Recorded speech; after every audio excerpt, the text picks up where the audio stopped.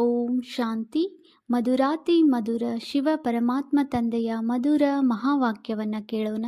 ಇಂದಿನ ಮುರಳಿಯ ದಿನಾಂಕವಾಗಿದೆ 26/6/2025. ಪ್ರಾತಃ ಮುರಳಿ ಬಾಪ್ತಾದ ಮಧುಬನ್. ಮಧುರ ಮಕ್ಕಳೇ, ನೀವೀಗ ಹೊಗಳಿಕೆ ತೆಗಳಿಕೆ, ಮಾನ ಅಪಮಾನ, ಸುಖ ಮತ್ತು ದುಃಖ ಎಲ್ಲವನ್ನೂ ಸಹನೆ ಮಾಡಬೇಕಾಗಿದೆ. ನಿಮ್ಮ ಸುಖದ ದಿನಗಳು ಈಗ ಸಮೀಪ ಬರುತ್ತಿದೆ. ಇಂದಿನ ಪ್ರಶ್ನೆಯಾಗಿದೆ, ತಂದೆಯು ತಾವು ಬ್ರಾಹ್ಮಣ ಮಕ್ಕಳಿಗೆ ಯಾವ ಒಂದು ಎಚ್ಚರಿಕೆ ನೀಡುತ್ತಾರೆ? ಉತ್ತರ: ಮಕ್ಕಳೇ, ತಂದೆಯೊಂದಿಗೆ ಮುನಿಸಿಕೊಳ್ಳಬೇಡಿ. ಒಂದು ವೇಳೆ ತಂದೆಯೊಂದಿಗೆ ಮುನಿಸಿಕೊಂಡರೆ ಸದ್ಗತಿಯೊಂದಿಗೂ ಮುನಿಸಿಕೊಳ್ಳುವಿರಿ. ತಂದೆಯು ಎಚ್ಚರಿಕೆ ನೀಡುತ್ತಾರೆ, ಮುನಿಸಿಕೊಳ್ಳುವವರಿಗೆ ಬಹಳ ಕಠಿಣ ಶಿಕ್ಷೆಯೂ ಸಿಗುವುದು. ಪರಸ್ಪರ ಬ್ರಾಹ್ಮಣಿಯರೊಂದಿಗೆ ಮುನಿಸಿಕೊಂಡರೂ ಸಹ ಹೂವಾಗುತ್ತಾ ಆಗುತ್ತಾ ಮುಳ್ಳಾಗಿ ಬಿಡುವಿರಿ. ಇದರಲ್ಲಿ ಬಹಳ ಎಚ್ಚರಿಕೆಯನ್ನಿಡಿ. ಗೀತೆ. ಧೈರ್ಯ ತಾಳು ಮಾನವನೇ, ಸುಖದ ದಿನಗಳು ಬರಲಿವೆ. ಓಂ ಶಾಂತಿ. ಮಧುರಾತಿ ಮಧುರ ಅಗಲಿ ಹೋಗಿ ಮರಳಿ ಸಿಕ್ಕಿರುವ ಮಕ್ಕಳು, ಗೀತೆಯನ್ನು ಕೇಳಿದಿರಿ. ನೀವು ಮಕ್ಕಳ ಯಾವುದೆಲ್ಲ ಜನ್ಮ ಜನ್ಮಾಂತರದ ದುಃಖವಿದೆಯೋ ಎಲ್ಲವೂ ದೂರವಾಗಲಿದೆ.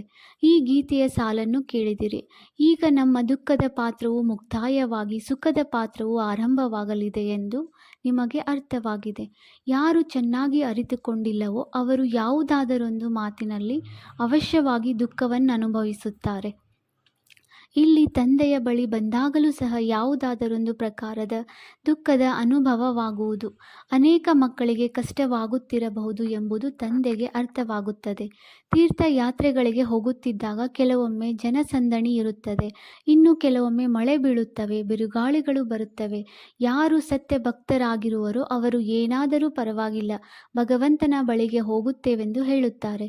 ಭಗವಂತನೆಂದು ತಿಳಿದುಕೊಂಡೇ ಯಾತ್ರೆಗಳಿಗೆ ಹೋಗುತ್ತಾರೆ.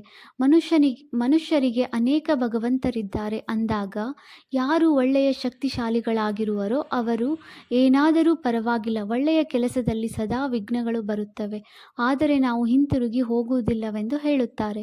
ಕೆಲವರಂತೂ ಸಹಿಸದೆ ಹಿಂತಿರುಗುತ್ತಾರೆ.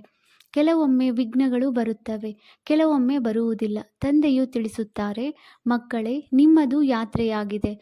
ನಾವು ಬೇಹದ್ದಿನ ತಂದೆಯ ಬಳಿ ಹೋಗುತ್ತೇವೆ. ಆ ತಂದೆಯು ಎಲ್ಲರ ದುಃಖವನ್ನು ದೂರ ಮಾಡುವವರೆಂದು ನಿಮಗೆ ನಿಶ್ಚಯವಿದೆ. ಈಗಂತೂ ನೋಡಿ, ಮಧುಬನದಲ್ಲಿ ಎಷ್ಟೊಂದು ಜನಸಂದಣಿ ಇದೆ. ಬಹಳ ಮಕ್ಕಳಿಗೆ ತೊಂದರೆಯೂ ಆಗುತ್ತಿರಬಹುದು. ನೆಲದ ಮೇಲೆ ಮಲಗಬೇಕಾಗಬಹುದೆಂದು ತಂದೆಗೆ ಚಿಂತೆ ಇರುತ್ತದೆ. ಮಕ್ಕಳನ್ನು ನೆಲದ ಮೇಲೆ ಮಲಗಿಸಲು ತಂದೆಗೇನೂ ಇಷ್ಟವಿಲ್ಲ. ಆದರೆ ನಾಟಕದನುಸಾರ ಜನಸಂದಣಿಯಾಗಿ ಬಿಟ್ಟಿದೆ. ಕಲ್ಪದ ಮೊದಲು ಆಗಿತ್ತು, ಈಗ ಪುನಃ ಆಗುವುದಿದೆ. ಇದರಲ್ಲಿ ಯಾವುದೇ ದುಃಖವಾಗಬಾರದು. ಇದು ಸಹ ತಿಳಿದಿದೆ. ಓದುವವರು ಕೆಲವರು ರಾಜರಾಗುತ್ತಾರೆ, ಕೆಲವರು ಪ್ರಜೆಗಳು ಆಗುತ್ತಾರೆ, ಕೆಲವರು ಶ್ರೇಷ್ಠ ಪದವಿ, ಇನ್ನೂ ಕೆಲವರು ಕನಿಷ್ಠ ಪದವಿ. ಆದರೆ ಅಲ್ಲಿ ಅವಶ್ಯವಾಗಿ ಸುಖವಂತೂ ಇರುವುದು. ಇದು ಸಹ ತಂದೆಗೆ ಗೊತ್ತಿದೆ. ಕೆಲವು ಮಕ್ಕಳು ಇನ್ನೂ ಪರಿಪಕ್ವವಾಗಿಲ್ಲ, ಏನನ್ನೂ ಸಹನೆ ಮಾಡುವುದಕ್ಕೆ ಆಗುವುದಿಲ್ಲ. ಅವರಿಗೆ ಸ್ವಲ್ಪ ಕಷ್ಟವಾದರೂ ಸಹ ನಾವೇಕೆ ಬಂದೆವೋ ಎನ್ನುತ್ತಾರೆ, ಅಥವಾ ನಮ್ಮನ್ನು ಬ್ರಾಹ್ಮಣಿಯರು ಬಲವಂತವಾಗಿ ಕರೆತಂದರೆಂದು ಹೇಳುತ್ತಾರೆ. ಇನ್ನು ಕೆಲವರು ಹೀಗೂ ಇರುತ್ತಾರೆ, ಬ್ರಾಹ್ಮಣಿಯು ನಮ್ಮನ್ನು ಸಿಲುಕಿಸಿದ್ದಾರೆ ಎಂದು ಹೇಳುತ್ತಾರೆ. ವಿಶ್ವವಿದ್ಯಾಲಯದಲ್ಲಿ ಬಂದಿದ್ದೇವೆ ಎಂಬ ಪೂರ್ಣ ಪರಿಚಯವೇ ಇರುವುದಿಲ್ಲ. ಈ ಸಮಯದ ವಿದ್ಯೆಯಿಂದ ಕೆಲವರು ರಾಜರೂ ಆಗುತ್ತಾರೆ. ಭವಿಷ್ಯದಲ್ಲಿ ಕೆಲವರು ಪ್ರಜೆಗಳು ಆಗುವವರಿದ್ದಾರೆ. ಇಲ್ಲಿನ ರಾಜ ಮತ್ತು ಪ್ರಜೆಗಳಲ್ಲಿಯೂ ಹಾಗೂ ಅಲ್ಲಿನ ರಾಜ ಮತ್ತು ಪ್ರಜೆಗಳಲ್ಲಿಯೂ ರಾತ್ರಿ ಹಗಲಿನ ಅಂತರವಿರುತ್ತದೆ. ಇಲ್ಲಂತೂ ರಾಜರು ದುಃಖಿಯಾಗಿದ್ದಾರೆ, ಇಲ್ಲಿನ ಪ್ರಜೆಗಳೂ ದುಃಖಿಯಾಗಿದ್ದಾರೆ. ಸತ್ಯಯುಗದಲ್ಲಿ ಇಬ್ಬರೂ ಸುಖಿಯಾಗಿರುತ್ತಾರೆ. ಇದು ಪತೀತ ವಿಕಾರಿ ಪ್ರಪಂಚವಾಗಿದೆ. ಬಲೆ, ಕೆಲವರ ಬಳಿ ಬಹಳಷ್ಟು ಹಣವಿದೆ, ಆದರೆ ಈ ಹಣವೆಲ್ಲವೂ ಮಣ್ಣು ಪಾಲಾಗಲಿದೆ. ಈಗ ಶರೀರವು ಸಮಾಪ್ತಿಯಾಗುವುದೆಂದು ತಂದೆಯು ತಿಳಿಸುತ್ತಾರೆ. ಆತ್ಮವು ಮಣ್ಣು ಪಾಲಾಗುವುದಿಲ್ಲ.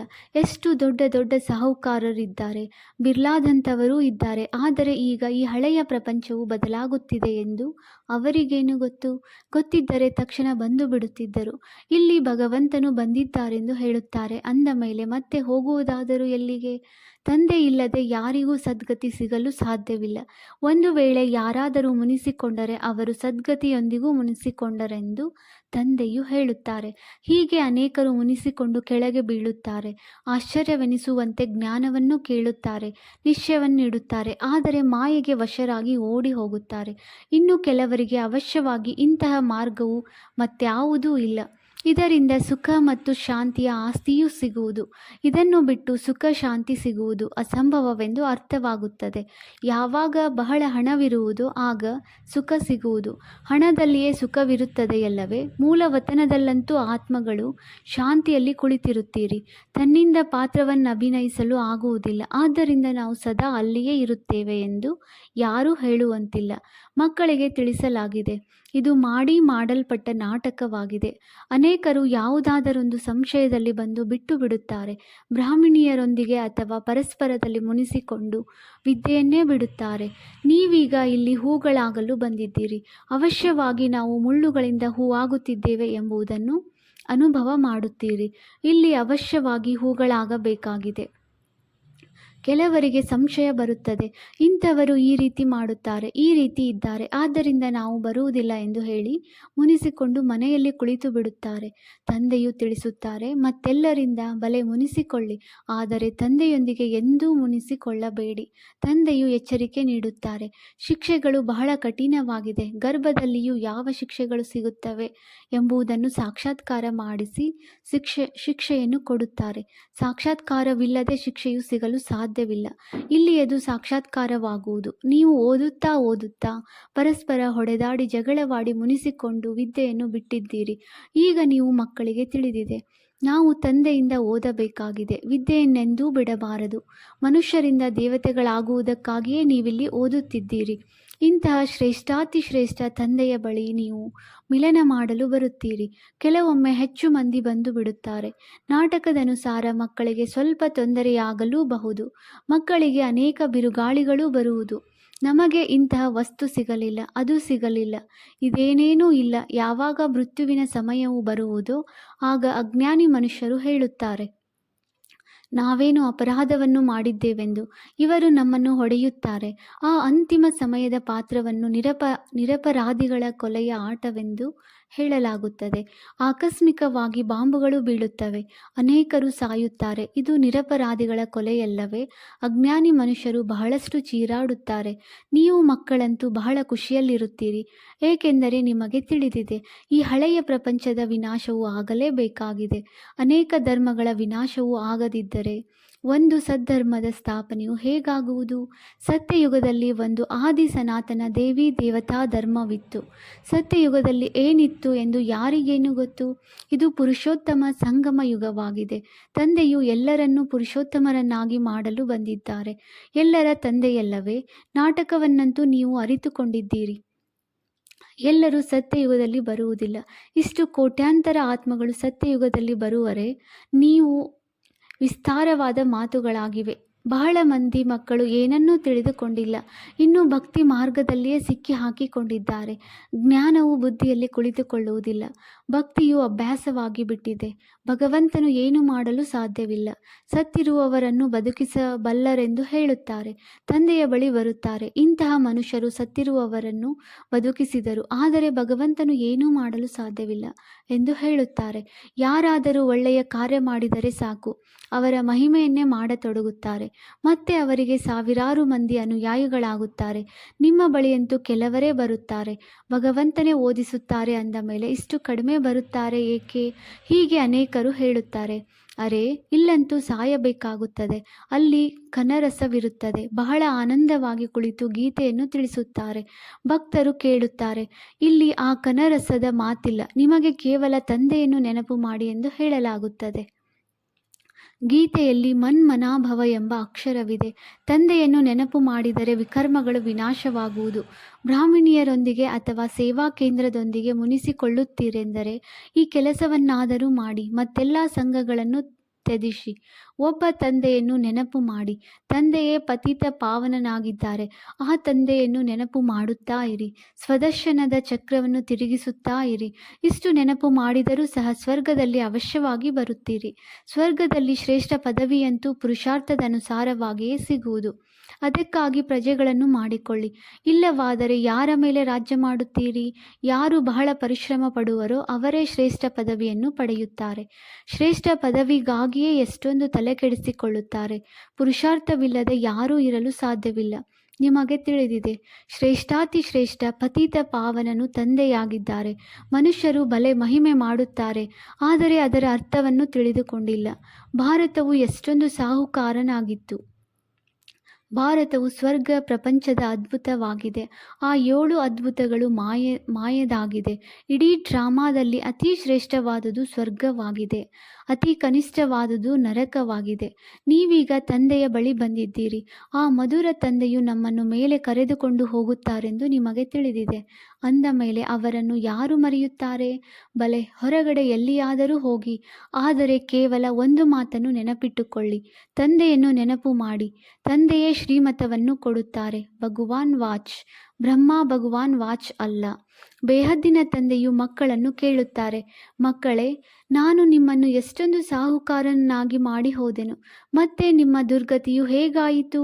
ಆದರೆ ಮಕ್ಕಳು ಈ ರೀತಿ ಕೇಳಿಸಿಕೊಳ್ಳುತ್ತಾರೆ, ಹೇಗೆ, ಏನು ಗೊತ್ತಿಲ್ಲವೆಂಬಂತೆ. ಮಕ್ಕಳಿಗೆ ಸ್ವಲ್ಪ ಕಷ್ಟವೂ ಆಗುತ್ತದೆ. ಸುಖ ದುಃಖ, ಹೊಗಳಿಕೆ ತೆಗಳಿಕೆ ಎಲ್ಲವನ್ನೂ ಸಹನೆ ಮಾಡಬೇಕಾಗುತ್ತದೆ. ಇಲ್ಲಿಯ ಮನುಷ್ಯರಂತೂ ನೋಡಿ, ಪ್ರಧಾನಮಂತ್ರಿಗೂ ಕಲ್ಲನ್ನು ಹೊಡೆಯುವುದರಲ್ಲಿ ನಿಧಾನಿಸುವುದಿಲ್ಲ. ಶಾಲೆಯ ಮಕ್ಕಳದು ಬಿಸಿ ರಕ್ತವೆಂದು ಹೇಳುತ್ತಾರೆ. ಅವರಿಗೆ ಬಹಳ ಮಹಿಮೆ ಮಾಡುತ್ತಾರೆ. ಇವರು ಭವಿಷ್ಯದ ಹೊಸ ರಕ್ತವೆಂದು ಹೇಳುತ್ತಾರೆ. ಆದರೆ ಅದೇ ವಿದ್ಯಾರ್ಥಿಗಳು ದುಃಖವನ್ನು ಕೊಡಲು ತೊಡಗುತ್ತಾರೆ. ಕಾಲೇಜುಗಳಿಗೆ ಬೆಂಕಿಯನ್ನಿಡುತ್ತಾರೆ. ಒಬ್ಬರು ಇನ್ನೊಬ್ಬರನ್ನು ನಿಂದನೆ ಮಾಡುತ್ತಿರುತ್ತಾರೆ. ತಂದೆಯು ತಿಳಿಸುತ್ತಾರೆ, ಮಕ್ಕಳೇ, ಪ್ರಪಂಚದ ಸ್ಥಿತಿಯು ಏನಾಗಿದೆ? ನಾಟಕದ ಪಾತ್ರಧಾರಿಯಾಗಿಯೂ ನಾಟಕದ ಆದಿ ಮಧ್ಯ ಅಂತ್ಯದ ಮುಖ್ಯ ಪಾತ್ರಧಾರಿಗಳನ್ನೇ ಅರಿತುಕೊಂಡಿಲ್ಲವೆಂದರೆ ಏನು ಹೇಳುವುದು? ದೊಡ್ಡವರಿಗಿಂತ ದೊಡ್ಡವರು ಯಾರಾಗಿದ್ದಾರೆ? ಅವರ ಚರಿತ್ರೆಯನ್ನಾದರೂ ಅರಿತುಕೊಳ್ಳಬೇಕಲ್ಲವೇ? ಆದರೆ ಏನನ್ನೂ ತಿಳಿದುಕೊಂಡಿಲ್ಲ. ಬ್ರಹ್ಮ ವಿಷ್ಣು ಶಂಕರರ ಪಾತ್ರವೇನು? ಧರ್ಮಸ್ಥಾಪಕರ ಪಾತ್ರವೇನಾಗಿದೆ? ಮನುಷ್ಯರಂತೂ ಅಂಧಶ್ರದ್ಧೆಯಲ್ಲಿ ಬಂದು ಎಲ್ಲರಿಗೆ ಗುರುಗಳೆಂದು ಹೇಳಿಬಿಡುತ್ತಾರೆ. ಸದ್ಗತಿ ಮಾಡುವವರೇ ಗುರುಗಳಾಗಿದ್ದಾರೆ. ಈಗ ಸರ್ವರ ಸದ್ಗತಿದಾತನು ಒಬ್ಬನೇ ಪರಮಪಿತ ಪರಮಾತ್ಮನಾಗಿದ್ದಾರೆ. ಅವರು ಪರಮ ಗುರುವೂ ಆಗಿದ್ದಾರೆ ಮತ್ತು ಜ್ಞಾನವನ್ನೂ ತಿಳಿಸುತ್ತಾರೆ. ನೀವು ಮಕ್ಕಳಿಗೆ ಓದಿಸುತ್ತಾರೆ. ಅವರ ಪಾತ್ರವು ವಿಚಿತ್ರವಾಗಿದೆ. ಧರ್ಮ ಸ್ಥಾಪನೆಯನ್ನು ಮಾಡುತ್ತಾರೆ ಮತ್ತು ಎಲ್ಲ ಧರ್ಮಗಳ ವಿನಾಶವನ್ನೂ ಮಾಡುತ್ತಾರೆ. ಉಳಿದವರಂತೂ ಕೇವಲ ಧರ್ಮ ಸ್ಥಾಪನೆ ಮಾಡುತ್ತಾರೆ. ಸ್ಥಾಪನೆ ಮತ್ತು ವಿನಾಶ ಮಾಡುವವರಿಗೆ ಗುರುಗಳೆಂದು ಹೇಳಬಹುದಲ್ಲವೇ? ತಂದೆಯು ತಿಳಿಸುತ್ತಾರೆ, ನಾನು ಕಾಲರ ಕಾಲನಾಗಿದ್ದೇನೆ. ಒಂದು ಧರ್ಮದ ಸ್ಥಾಪನೆ, ಉಳಿದೆಲ್ಲ ಧರ್ಮಗಳ ನಾಶವಾಗುವುದು. ಅರ್ಥಾತ್ ಈ ಜ್ಞಾನ ಯಜ್ಞದಲ್ಲಿ ಸ್ವಾಹ ಆಗಿಬಿಡುತ್ತಾರೆ. ನಂತರ ಯಾವುದೇ ಯುದ್ಧವೂ ಆಗುವುದಿಲ್ಲ, ಯಜ್ಞವನ್ನು ರಚಿಸಲಾಗುವುದಿಲ್ಲ. ನೀವು ಇಡೀ ವಿಶ್ವದ ಆದಿ ಮಧ್ಯ ಅಂತ್ಯವನ್ನು ತಿಳಿದುಕೊಂಡಿದ್ದೀರಿ. ಉಳಿದವರೆಲ್ಲರೂ ನೇತಿ ನೇತಿ, ನಮಗೆ ಗೊತ್ತಿಲ್ಲ ಎಂದು ಹೇಳಿಬಿಡುತ್ತಾರೆ. ನೀವು ಈ ರೀತಿ ಹೇಳುವುದಿಲ್ಲ. ಇದನ್ನು ತಂದೆಯ ಹೊರತು ಮತ್ಯಾರೂ ತಿಳಿಸಲು ಸಾಧ್ಯವಿಲ್ಲ. ಅಂದ ಮೇಲೆ ನೀವು ಮಕ್ಕಳಿಗೆ ಬಹಳ ಖುಷಿಯಾಗಬೇಕು. ಆದರೆ ಮಾಯೆಯ ಹೋರಾಟವು ಈ ರೀತಿ ನಡೆಯುತ್ತದೆ. ಅದು ನೆನಪನ್ನೇ ಕಳೆಯುತ್ತದೆ. ನೀವು ಮಕ್ಕಳು ಸುಖ ದುಃಖ ಮಾನ ಅಪಮಾನ ಎಲ್ಲವನ್ನೂ ಸಹನೆ ಮಾಡಬೇಕಾಗಿದೆ. ಹಾಗೆ ನೋಡಿದರೆ ಇಲ್ಲಿ ಯಾರೂ ಅಪಮಾನ ಮಾಡುವುದಿಲ್ಲ. ಒಂದು ವೇಳೆ ಯಾವುದೇ ಮಾತಿದ್ದರೆ ತಂದೆಗೆ ದೂರು ಕೊಡಿ. ದೂರು ಕೊಡದಿದ್ದರೆ ಬಹಳ ಪಾಪವಾಗುತ್ತದೆ. ತಂದೆಗೆ ತಿಳಿಸುವುದರಿಂದ ಅವರಿಗೆ ಶಿಕ್ಷಣ ಸಿಗುವುದು. ಈ ತಜ್ಞರೊಂದಿಗೆ ಮುಚ್ಚಿಡಬಾರದು. ಇವರು ಬಹಳ ದೊಡ್ಡ ತಜ್ಞರಾಗಿದ್ದಾರೆ. ಜ್ಞಾನದ ಇಂಜೆಕ್ಷನ್ ಅಂಜನವೆಂದು ಹೇಳುತ್ತಾರೆ. ಅಂಜನಕ್ಕೆ ಜ್ಞಾನದ ಕಾಡಿಗೆ ಎಂದು ಹೇಳಲಾಗುತ್ತದೆ. ಇಲ್ಲಿ ಜಾದುವಿನ ಮಾತೇ ಇಲ್ಲ. ತಂದೆಯು ತಿಳಿಸುತ್ತಾರೆ, ನಾನು ನಿಮಗೆ ಪತಿತರಿಂದ ಪಾವನರಾಗುವ ಯುಕ್ತಿಯನ್ನು ತಿಳಿಸಲು ಬಂದಿದ್ದೇನೆ. ಪವಿತ್ರರಾಗದಿದ್ದರೆ ಧಾರಣೆಯೂ ಆಗುವುದಿಲ್ಲ. ಈ ಕಾಮದ ಕಾರಣವೇ ಪಾಪವಾಗುತ್ತದೆ. ಇದರ ಮೇಲೆ ಜಯ ಗಳಿಸಬೇಕಾಗಿದೆ. ತಾನೇ ವಿಕಾರದಲ್ಲಿ ಹೋಗಿದ್ದರೆ ಅನ್ಯರಿಗೆ ಹೇಳಲು ಸಾಧ್ಯವಿಲ್ಲ. ಅದಂತೂ ಮಹಾಪಾಪವಾಗುವುದು. ತಂದೆಯು ಪಂಡಿತನ ಕಥೆಯನ್ನು ತಿಳಿಸುತ್ತಾರೆ. ಪಂಡಿತನು ರಾಮ ರಾಮ ಎಂದು ಹೇಳಿದರೆ ನೀವು ಸಾಗರವನ್ನು ಪಾರು ಮಾಡುವಿರಿ ಎಂದು ಹೇಳಿದನು. ಇದಕ್ಕೆ ಮನುಷ್ಯರು ನೀರಿನ ಸಾಗರವೆಂದು ತಿಳಿಯುತ್ತಾರೆ. ಹೇಗೆ ಆಕಾಶಕ್ಕೆ ಅಂತ್ಯವಿಲ್ಲವೋ ಹಾಗೆಯೇ ಸಾಗರದ ಅಂತ್ಯವನ್ನೂ ಮುಟ್ಟಲು ಸಾಧ್ಯವಿಲ್ಲ. ಬ್ರಹ್ಮ ತತ್ವಕ್ಕೂ ಅಂತ್ಯವಿಲ್ಲ. ಇಲ್ಲಿ ಮನುಷ್ಯರು ಅಂತ್ಯವನ್ನು ಪಡೆಯುವ ಪುರುಷಾರ್ಥ ಮಾಡುತ್ತಾರೆ. ಅಲ್ಲಿ ಯಾರೂ ಪುರುಷಾರ್ಥ ಮಾಡುವುದಿಲ್ಲ. ಇಲ್ಲಿ ಎಷ್ಟು ದೂರ ಹೋದರೂ ಮತ್ತೆ ಹಿಂತಿರುಗಿ ಬರುತ್ತಾರೆ. ಪೆಟ್ರೋಲ್ ಇಲ್ಲವೆಂದರೆ ಮತ್ತೆ ಬರುವುದಾದರೂ ಹೇಗೆ? ಇದು ವಿಜ್ಞಾನದವರ ಅತಿ ಅಹಂಕಾರವಾಗಿದೆ. ಅದರಿಂದ ತಮ್ಮದೇ ವಿನಾಶ ಮಾಡಿಕೊಳ್ಳುತ್ತಾರೆ. ವಿಮಾನದಿಂದ ಸುಖವೂ ಇದೆ, ಮತ್ತೆ ಅದರಿಂದಲೇ ಅತಿ ದುಃಖವೂ ಇದೆ. ಒಳ್ಳೆಯದು. ಮಧುರಾತಿ ಮಧುರ ಅಗಲಿ ಹೋಗಿ ಮರಳಿ ಸಿಕ್ಕಿರುವಂತಹ ಮಕ್ಕಳಿಗೆ ಮಾತಾಪಿತ ಬಾಪ್ದಾದಾರವರ ನೆನಪು, ಪ್ರೀತಿ ಹಾಗೂ ನಮಸ್ತೆ. ಆತ್ಮೀಯ ಮಕ್ಕಳಿಗೆ ಆತ್ಮೀಯ ತಂದೆಯ ನಮಸ್ತೆ. ನಾವು ಆತ್ಮೀಯ ಮಕ್ಕಳಿಂದ ಆತ್ಮೀಯ ತಂದೆಗೆ ನೆನಪು, ಪ್ರೀತಿ ಹಾಗೂ ನಮಸ್ತೆ ನಮಸ್ತೆ ನಮಸ್ತೆ. ಧಾರಣೆಗಾಗಿ ಮುಖ್ಯ ಸಾರ. ಪಾಯಿಂಟ್ ನಂಬರ್ 1, ಯಾವುದೇ ಕಾರಣದಿಂದ ವಿದ್ಯೆಯನ್ನು ಬಿಡಬಾರದು. ಶಿಕ್ಷೆಗಳು ಬಹಳ ಕಠಿಣವಾಗಿದೆ. ಅದರಿಂದ ಪಾರಾಗಲು ಮತ್ತೆಲ್ಲ ಸಂಘಗಳನ್ನು ಬಿಟ್ಟು ಒಬ್ಬ ತಂದೆಯನ್ನು ನೆನಪು ಮಾಡಬೇಕಾಗಿದೆ, ಮುನಿಸಿಕೊಳ್ಳಬಾರದು. ಪಾಯಿಂಟ್ ನಂಬರ್ 2, ಜ್ಞಾನದ ಇಂಜೆಕ್ಷನ್ ಅಥವಾ ಅಂಜನವನ್ನು ಕೊಡುವವರು ಒಬ್ಬ ತಂದೆಯಾಗಿದ್ದಾರೆ. ಆ ಅವಿನಾಶಿ ತಜ್ಞರಿಂದ ಯಾವುದೇ ಮಾತನ್ನು ಮುಚ್ಚಿಡಬಾರದು. ತಂದೆಗೆ ತಿಳಿಸುವುದರಿಂದ ತಕ್ಷಣ ಅವರಿಂದ ಸಾವಧಾನ ಶಿಕ್ಷಣ ಸಿಗುವುದು. ವರದಾನ: ಶರೀರದ ಆರೋಗ್ಯ, ಮನಸ್ಸಿನ ಖುಷಿ ಮತ್ತು ಧನದ ಸಮೃದ್ಧಿಯ ಮುಖಾಂತರ ಶ್ರೇಷ್ಠ ಭಾಗ್ಯವಾನ್ ಭವ. ಸಂಗಮ ಯುಗದಲ್ಲಿ ಸದಾ ಸ್ವನಲ್ಲಿ ಸ್ಥಿತರಾಗುವುದರಿಂದ ಶರೀರದ ಕರ್ಮ ಭೋಗ ಶೂಲದಿಂದ ಮುಳ್ಳಾಗಿ ಬಿಡುತ್ತದೆ. ಶರೀರದ ರೋಗ ಯೋಗದಲ್ಲಿ ಪರಿವರ್ತನೆ ಮಾಡಿಬಿಡುವಿರಿ. ಆದ್ದರಿಂದ ಸದಾ ಆರೋಗ್ಯವಾಗಿರುವಿರಿ. ಮನ್ಮನಾಭವ ಆಗುವ ಕಾರಣ ಖುಷಿಯ ಗಣಿಯಿಂದ ಸದಾ ಸಂಪನ್ನರಾಗಿರುವಿರಿ. ಆದ್ದರಿಂದ ಮನಸ್ಸಿನ ಖುಷಿಯೂ ಸಹ ಪ್ರಾಪ್ತಿಯಾಗುವುದು. ಮತ್ತು ಜ್ಞಾನಧನ ಎಲ್ಲ ಧನಗಳಿಗಿಂತಲೂ ಶ್ರೇಷ್ಠವಾಗಿದೆ. ಜ್ಞಾನಧನ ಉಳ್ಳವರಿಗೆ ಪ್ರಕೃತಿ ಸ್ವತಃ ದಾಸಿಯಾಗಿ ಬಿಡುತ್ತದೆ ಮತ್ತು ಸರ್ವ ಸಂಬಂಧವೂ ಸಹ ಒಬ್ಬರ ಜೊತೆ ಇದೆ. ಸಂಪರ್ಕವೂ ಸಹ ಹೋಲಿ ಹಂಸದ ಜೊತೆ ಇದೆ. ಆದ್ದರಿಂದ ಶ್ರೇಷ್ಠ ಭಾಗ್ಯವಾನ್ ವರದಾನ ಸ್ವತಃವಾಗಿ ಪ್ರಾಪ್ತಿಯಾಗುವುದು. ಸ್ಲೋಗನ್: ನೆನಪು ಮತ್ತು ಸೇವೆ ಎರಡರ ಬ್ಯಾಲೆನ್ಸ್ ಆಗಿದೆ ಡಬಲ್ ಲಾಕ್. ಅವ್ಯಕ್ತ ಸೂಚನೆ: ಆತ್ಮಿಕ ಸ್ಥಿತಿಯಲ್ಲಿರುವಂತಹ ಅಭ್ಯಾಸ ಮಾಡಿ ಅಂತರ್ಮುಖಿಯಾಗಿರಿ. ಯಾವುದೇ ಬಲಹೀನ ಆತ್ಮಗಳ ಬಲಹೀನತೆಯನ್ನು ನೋಡಬೇಡಿ. ವೆರೈಟಿ ಆತ್ಮಗಳಿದ್ದಾರೆ ಎನ್ನುವ ಮಾತು ಸ್ಮೃತಿಯಲ್ಲಿರಲಿ. ಎಲ್ಲರ ಪ್ರತಿ ಆತ್ಮಿಕ ದೃಷ್ಟಿ ಇರಲಿ. ಆತ್ಮದ ರೂಪದಲ್ಲಿ ಅವರನ್ನು ಸ್ಮೃತಿಯಲ್ಲಿ ತರುವುದರಿಂದ ಅವರಿಗೆ ಶಕ್ತಿಯನ್ನು ಕೊಡುತ್ತೀರಿ. ಆತ್ಮ ಮಾತನಾಡುತ್ತಿವೆ. ಆತ್ಮದಲ್ಲಿ ಈ ಸಂಸ್ಕಾರ ಇದೆ. ಈ ಪಾಠವನ್ನು ಪಕ್ಕಾ ಮಾಡಿ. ಆಗ ಎಲ್ಲರ ಪ್ರತಿ ಸ್ವತಃವಾಗಿ ಶುಭ ಭಾವನೆ ಇರುವುದು. ಓಂ ಶಾಂತಿ.